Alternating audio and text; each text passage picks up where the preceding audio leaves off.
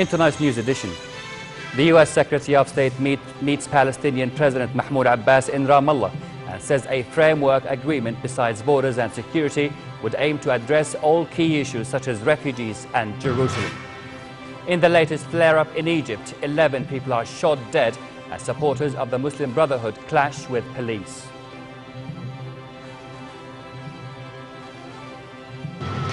And severe weather in the United States and England causes countless flight cancellations and delays in airports.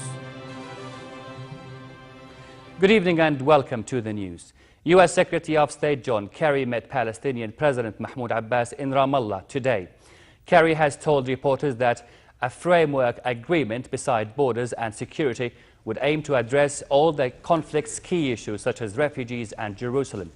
Palestinian and Israeli officials have publicly differed on the future status of the West Bank's border with Jordan, which Israelis want a permanent security presence, but Palestinians want a full withdrawal of Israeli soldiers and Jewish settlers. Kerry has said such an accord would narrow gaps between the sides and pave the way for a final deal when the 9-month period allotted the U.S.-backed talks expires on April 29th. The U.S. Secretary of State also met with Israeli Foreign Minister Avigdor Lieberman in Jerusalem as he continued his 10th visit to the region in pursuit of a Middle East peace deal. Kerry said Israeli and Palestinian leaders were nearing the point or were already at it where they would have to make tough decisions. Kerry pledged to work with both sides more intensely to try to narrow differences on a framework agreement. The Secretary of State said he did not intend to impose U.S. ideas, but to facilitate the party's own efforts. Meanwhile, several hundred Palestinian protesters denounced the latest efforts by the U.S. Secretary of State to advance peace talks with Israel, underscoring the battle he faces to build momentum. Hours before Kerry was due to meet Palestinian President Mahmoud Abbas, several hundred protesters took to the streets of Ramallah, chanting against Kerry's visit. Leader from the Democratic Front for the Liberation of Palestine, Qais Abu Layla, dismissed Kerry's drive for a framework agreement as biased toward Israel. There is no need for a framework deal because it's an attempt to delay more and to extend the negotiations to some unknown date. At the same time, Israel is active on the ground and building more settlements everywhere. An Israeli helicopter strike targeted a location in the Gaza Strip early today, but no casualties were reported. Israel said the strike was a response to 3 rocket launches into Israel, which landed in open areas without causing casualties. In Jabalia, a young Palestinian man died from wounds he received yesterday after he was shot dead as he approached the border fence with Israel. An Israeli army spokesman said one person was shot after a number of suspicious figures approached the fence and started tampering with it. 11 people were shot dead as supporters of the Muslim Brotherhood clashed with police across Egypt. In the Cairo district of Nasser City, riot police in bulletproof vests fired tear gas at protesters throwing fireworks and stones. Islamists opposed to the army's overthrow of President Mohammed Morsi in July have been holding daily demonstrations, even after the army-backed government declared the Muslim Brotherhood as a terrorist organization last week. The government is using the new classification to detain hundreds of Brotherhood supporters. Thousands more, including top leaders of the group, have been in jail for months, arrested in the aftermath of the army takeover. In Iraq, a sticky bomb attached to a minibus went off, killing 4 people in the northern Baghdad's Shab. Local officials said soldiers and police were at the scene. No group immediately claimed responsibility for the attack. Meanwhile, Sunni Muslim tribesmen backed by Iraqi troops fought Al-Qaeda-linked militants for control of Iraq's western province of Anbar in a critical test of strength for the Shiite-led government of Prime Minister Noor al-Maliki.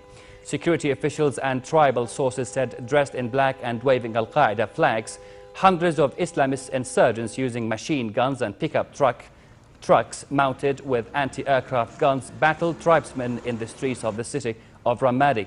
Officials added that the deployment of tribesmen against the militants was made possible by a deal tribal leaders struck with the government to counter Al-Qaeda. Sources said the army deployed on the outskirts of Ramadi and Fallujah to back the tribesmen against Al-Qaeda. 4 Norwegian and Danish vessels, which are due to ship hundreds of tons of deadly chemicals out of Syria, headed for international waters off the Syrian coast. A Norwegian military spokesman said the operation has missed its December 31st target date, but the ships have now left the Cypriot port of Limassol, where they are due to collect the chemical cargo. Officials said the original deadline was missed because of poor weather, logistical delays and the conflict inside Syria, where President Bashar al-Assad's forces have fought to clear rebels from roads along which the chemicals will be transported. The Organization for the Prohibition of Chemical Weapons, the OPCW, did not say exactly when the chemicals will be ready to ship from the port city of Latakia. 3 years after the revolution that sparked uprising across the Arab world, Tunisia's parliament began voting on a new constitution that will help put its turbulent progress to democracy back on track.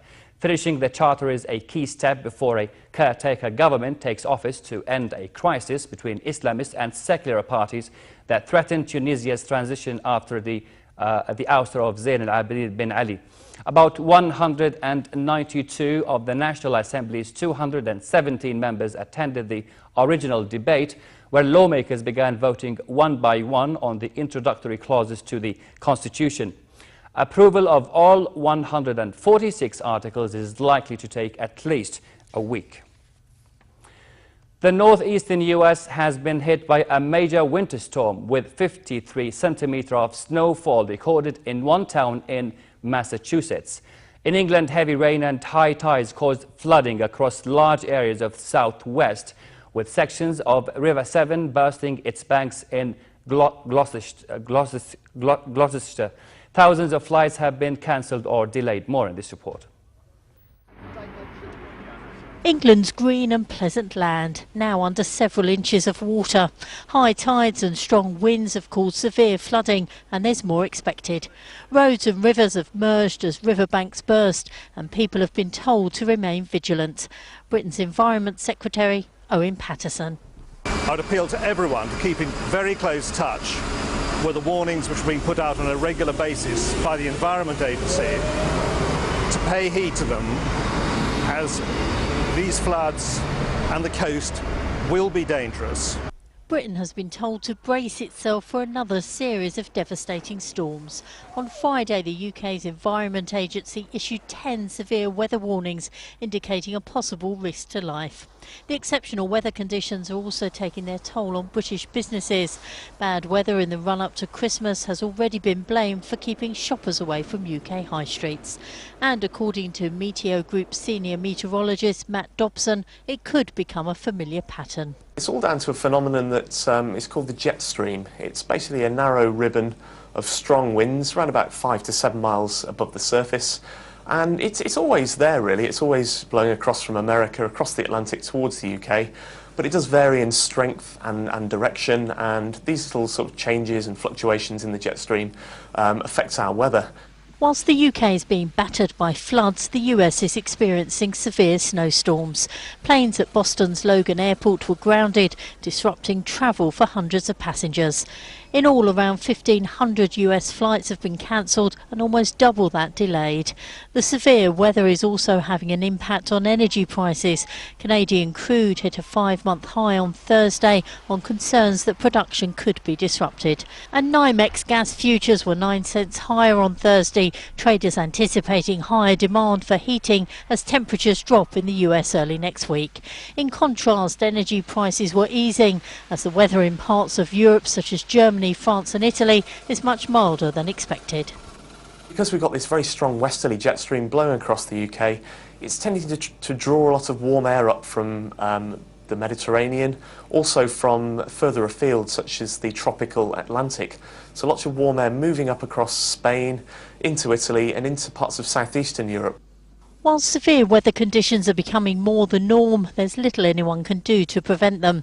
And the current spate of bad weather could, according to the most pessimistic forecasts, last throughout the month.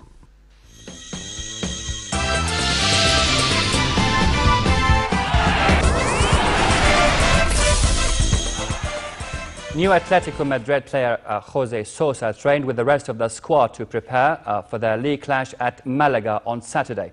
Atletico have sealed a deal to take Argentina midfielder Sosa on loan from Ukrainian side Metalist Kharkiv until the end of the season.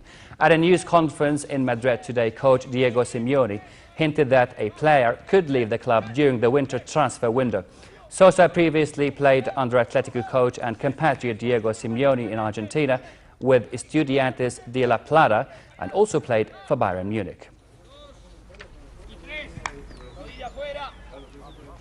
We stay in Spain. World Player of the Year Leo Messi returned to the pitch to train with his teammates after recuperating from a thigh injury. Also returning was the Spanish champions goalkeeper Victor Valdés, who has received medical clearance to play after sustaining a calf strain. After the open training session in the stadium next to the Camp Nou, the players visited different children's hospitals in Barcelona ahead of the day of the Epiphany in a ceremony that is traditional.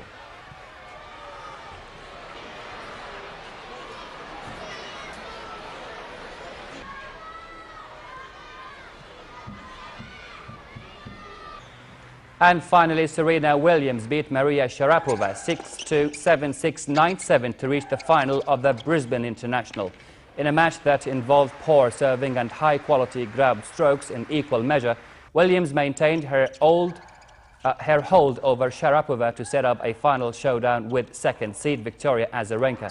Williams' semi-final victory over the world number 4 extended her winning streak against the Russian to 14 consecutive matches. Sharapova failed to take real advantage in a match comprising 10 breaks of serve.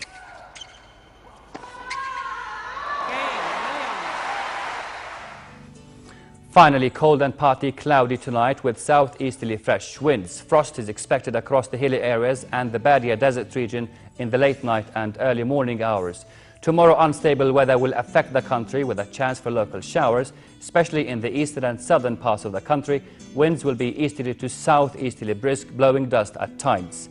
Further south, the port city of Aqaba should expect some local showers with northerly brisk winds and slightly rough seas. The weatherman warns of frost in the Badia region and the hilly areas as well tonight and advises motorists to take extra caution tomorrow due to rain. Next are the lows and highs for tonight and tomorrow.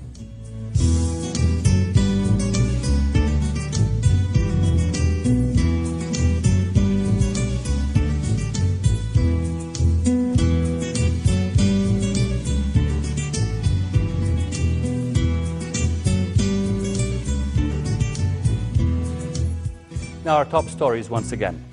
The U.S. Secretary of State meets Palestinian President Mahmoud Abbas in Ramallah and says a framework agreement besides borders and security would aim to address all key issues such as refugees and Jerusalem. In the latest flare-up in Egypt, 11 people are shot dead as supporters of the Muslim Brotherhood clash with police.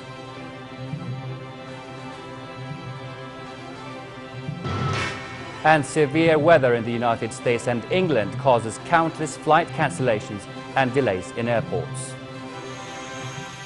And that's the end of tonight's news. I'm Rad Lupus. Thanks for watching. Have a good night.